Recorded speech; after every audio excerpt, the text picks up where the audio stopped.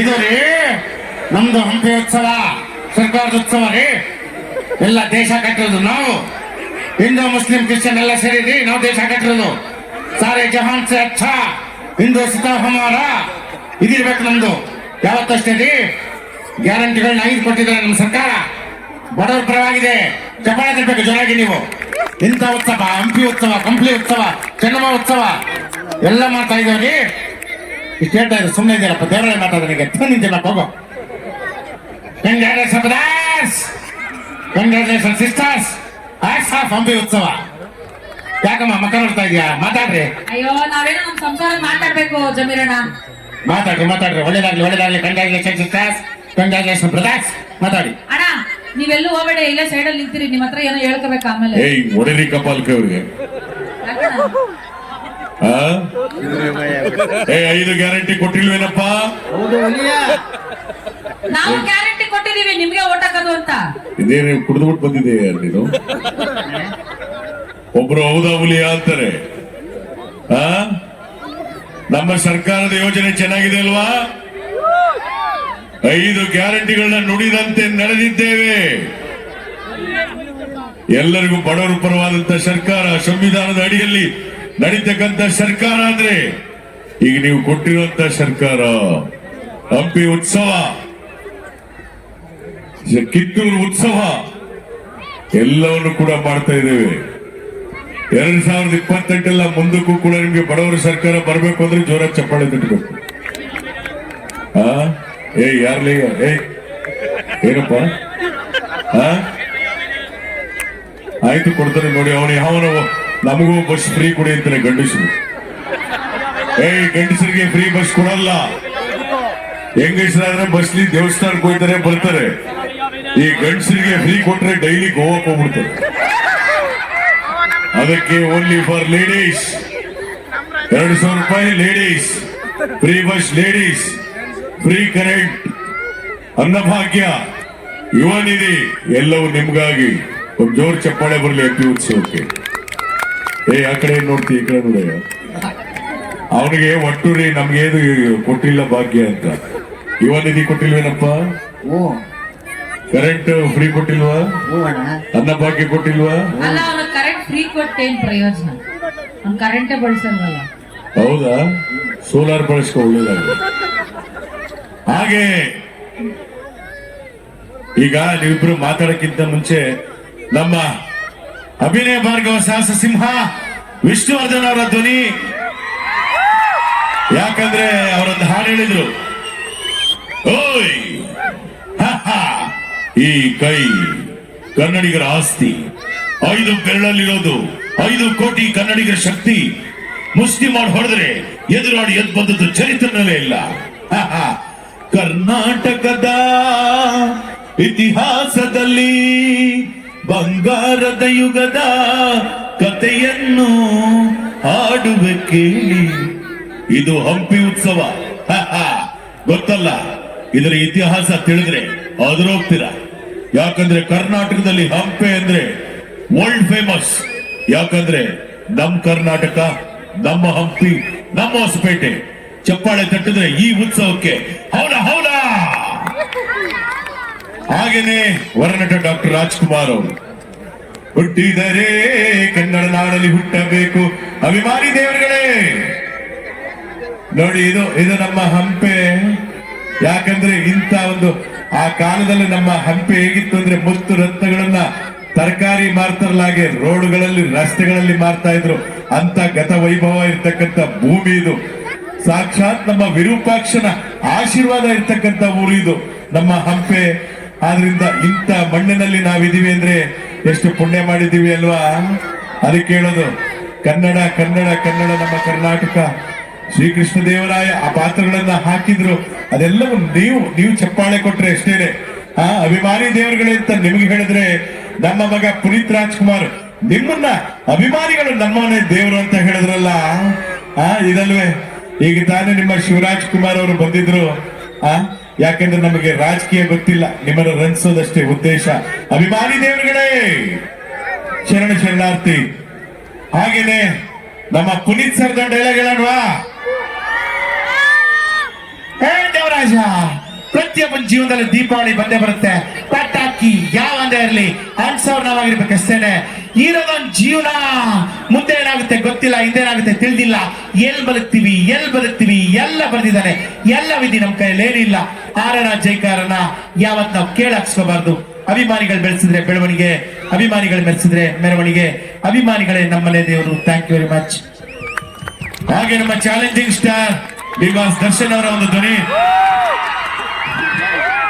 Actually ಒಂದೆರಡು ಮಾತು ಹೇಳ್ತಾ ಇದ್ದೀನಮ್ಮ, ಒಂದೆರಡು ನಿಮಿಷ ಜನ ಕೇಳಿಸ್ಕೋಬೇಕಷ್ಟೇ. ನಯನ ಕೇಳಿಸ್ಕೋಬೇಕಷ್ಟೇ. ಯಾಕಂದ್ರೆ ಇವತ್ತು ಹಂಪಿ ಉತ್ಸವ ಬಹಳ ಚೆನ್ನಾಗಿ ನಡೀತಾ ಇದೆಯಣ್ಣ. ನಮ್ ಕರ್ನಾಟಕದ ಉತ್ಸವ, ನಮ್ಮೂರ ಉತ್ಸವ ಅಂತ ನಾವೆಲ್ಲರೂ ಕೂಡ ಬಹಳ ಹೆಮ್ಮೆಯಿಂದ ಹೇಳ್ಬೇಕಮ್ಮ. ನನ್ನ ಸಿನಿಮಾದಲ್ಲಿ ಒಂದು ಡೈಲಾಗ್ ಇತ್ತು, ಆಕಾಶದಲ್ಲಿರೋ ನಕ್ಷತ್ರ, ನೀರಲ್ಲಿರೋ ಮೀನು, ನನ್ನ ಜೊತೆ ಇರೋ ನನ್ನ ಸೆಲೆಬ್ರಿಟಿಗಳು ಯಾವತ್ತೂ ಬದಲಾಗಲ್ಲ. ಆಕಾಶಕ್ಕೆ ತಲೆ ಕೊಟ್ಟು ಭೂಮಿಗೆ ಬೆರಳಿಸಿ ನಿಯತ್ತಿಂದ ಕೊಟ್ಟಿರೋ ಸ್ವಂತ ತೂಗುದೀಪ ಬ್ರ್ಯಾಂಡ್ ಐಕಾಟ್ ಪರೇಶ್ ಐರಾವತ ಬರ್ತಾ ಇದೆ. ತಾಕತ್ತಿದ್ರೆ ಕಟ್ಟಾಕ ನೋಡೋಣ. ಎಲ್ಲ ನಮಸ್ಕಾರ. Thank you. ಹೆಣ್ಮಕ್ಳು ಹಾಕೊಳ್ಳೋ ಅರ್ಶನ ಕುಂಕುಮನ ಬಾಟ ಮಾಡಿಟ್ಕೊಂಡಿದೀವಿ. ಅಂತದ್ರಲ್ಲಿ ಬಾಟ ಮುಟ್ರೆ ಬಿಡಲ್ಲ. ನಮ್ಮ ಹೆಣ್ಮಕ್ಳು ತಂಟಕ್ಕೆ ಬಂದ್ರೆ ಮುಲ್ಲಾಜಿಲ್ದೆ ನುಗ್ಗುಳಿತಾರೆ. ಅನ್ನನ ದ್ಯಾವ್ರು ಅಂತ ಕರಿತೀವಿ. ಅಂತ ದ್ಯಾವ್ರನ್ನ ಸೃಷ್ಟಿ ಮಾಡೋನು ರೈತ. ಅಂತ ರೈತರಿಗೆ ಗೌರವ ಕೊಡೋಣ. ಎಲ್ಲ ಥ್ಯಾಂಕ್ ಯು ಚಿನ್ನ. ಹಾಗೆ ಇನ್ನೊಂದು ನಮ್ಮ ಕಿಚ್ಚ ಸುದೀಪ್ ಅವರು ಮತ್ತೆ ನಮ್ಮ ಗಿಲ್ಲಿ ನಟ ಅವರ ಒಂದು ಸಂಭಾಷಣೆ. ಬಿಗ್ ಬಾಸ್ ಸೀಸನ್ 12 ಸಿಂಹನ ಫೋಟೋದಲ್ಲಿ ನೋಡಿದ್ಯಾ, ಟಿವಿಲಿ ನೋಡಿದ್ಯಾ ಅಷ್ಟೇ, ಯಾಕೆ ಝೂನಲ್ಲಿ ನೋಡಿದ್ಯಾ? ಒಂಟಿಯಾಗಿ ಎಂಪಿ ಉತ್ಸವ ಸ್ಟೇಜ್ ಮೇಲೆ ಇದ್ಕೊಂಡು ಮಾತಾಡೋದು ನೋಡಿದ್ಯಾ ನೀನು? ತೆಗೆದೊಂದು ಬಿಟ್ಟು ಅಂದ್ರೆ 1 ಟನ್ ಪಂಚ ಹಾಕೋಣದೇ. ಒಬ್ಬ ಪೊಲೀಸ್ ಆಫೀಸರ್ ಟ್ರಾನ್ಸ್ಫರ್ ಆದ್ರೆ ಹೋಗೋದು ಮತ್ತೊಂದು ಪೊಲೀಸ್ ಸ್ಟೇಷನ್ಗೆನೆ, ಪೋಸ್ಟ್ ಆಫೀಸ್ಗಲ್ಲ. ಮದಕರಿ, ವೀರ ಮದಕರಿ.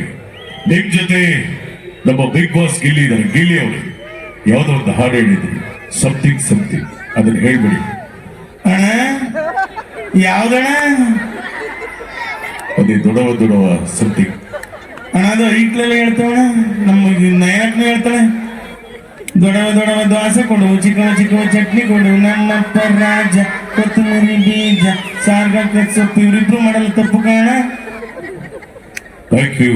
ಈಗ ನಿಮ್ಮ ಮುಂದೆ ನಮ್ಮ ಹಿತೇಶ್ ಹಾಗೂ ನಯನ ಅವರು ನಿಮ್ಮ ಮುಂದೆ ಒಂದು 5 ನಿಮಿಷಗಳ ಕಾಲ ಹಾಸ್ಯದ ಪ್ರದರ್ಶನ ಮಾಡ್ತಾ ಇದ್ದಾರೆ. ಮತ್ತೊಮ್ಮೆ ನಿಮ್ಮನ್ನ ಭೇಟಿ ಮಾಡ್ತೀರಿ ಮತ್ತೊಂದು ಕಾಮಿಡಿ ಸ್ಕಿಟ್ ಜೊತೆಗೆ. ಇಷ್ಟು ಅದ್ಭುತವಾದ ಕಾಮಿಡಿಯನ್ನ ಮಾಡಿದಕ್ಕಾಗಿ, ಮಿಮಿಕ್ರಿಯನ್ನ ಮಾಡಿದಕ್ಕಾಗಿ ನಮ್ಮ ಮಿಮಿಕ್ರಿ ಗೋಪಿ ಸರ್ ಅವರಿಗೆ ದಯವಿಟ್ಟು ಬರ್ಲಿ ಜೋರಾದ ಚಪ್ಪಾಳೆ ಪ್ಲೀಸ್.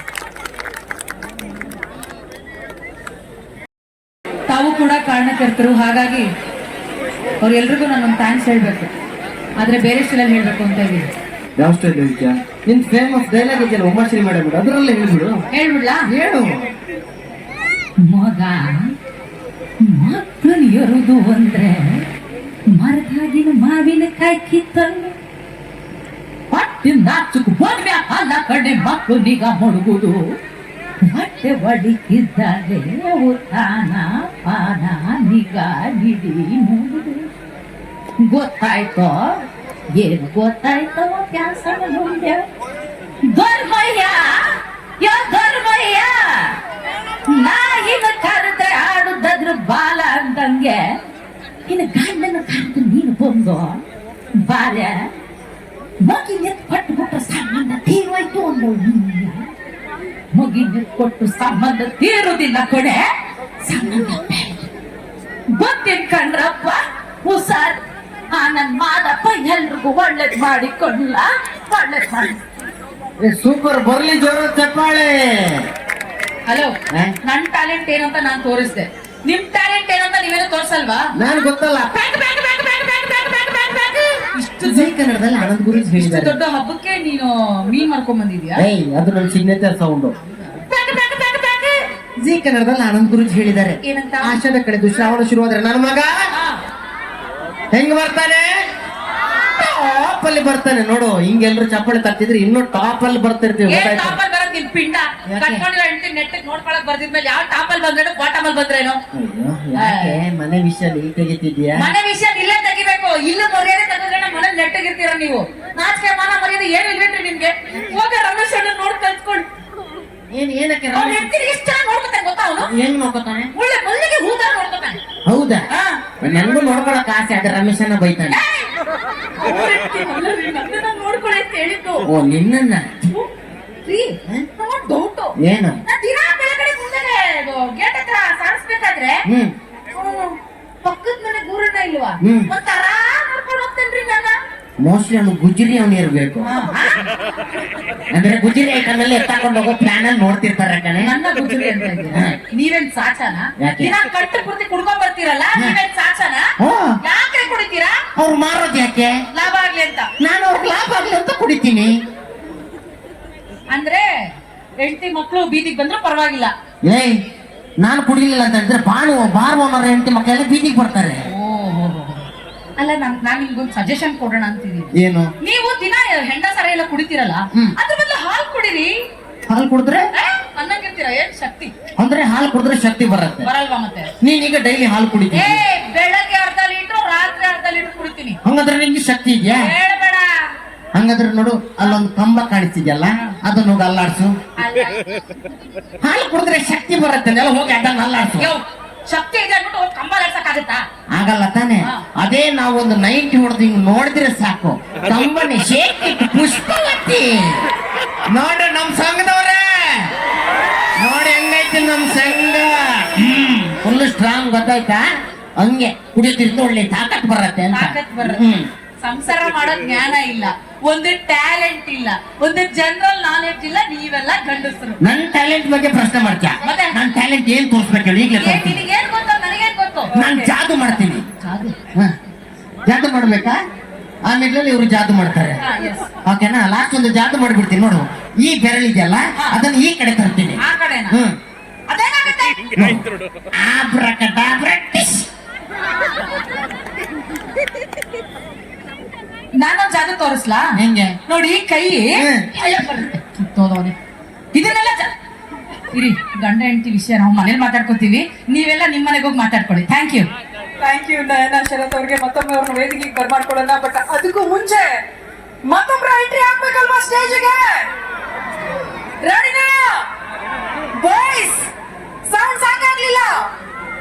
ಸ್ಟೇಜ್ಗೆ ಇನ್ನೊಂದು ಸ್ವಲ್ಪ ಕಲರ್ಫುಲ್ ಆಗಿ ಎಂಟ್ರಿ ಕೊಡ್ಸೋಣ ಅಂತ ಇನ್ನೊಬ್ರನ್ನ. ರೆಡಿನಾ? ಕೌಂಟ್ ಸ್ಟಾರ್ಟ್ ಮಾಡೋಣ. ಇತ್ತೀಚೆಗೆ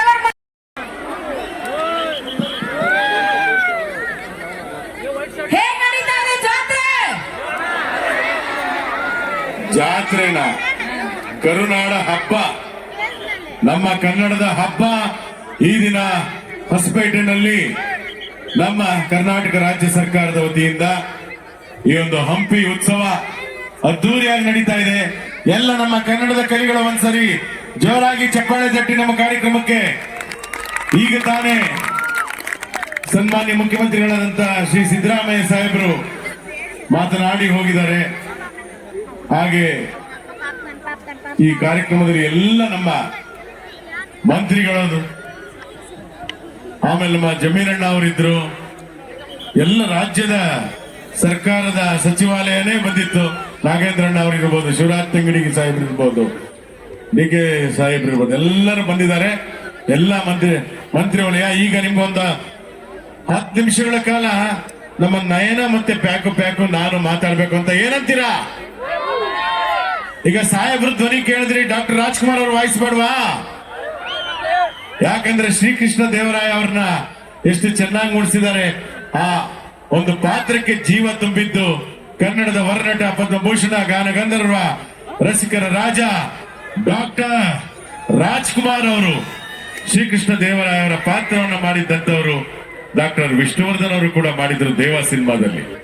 ಆದ್ರಿಂದ ಈಗ ನಿಮ್ಮ ಮುಂದೆ ಎಲ್ಲರಿಗೂ ಫಸ್ಟ್ ನಾನು ಹೇಳೋದು, ನಮ್ಮ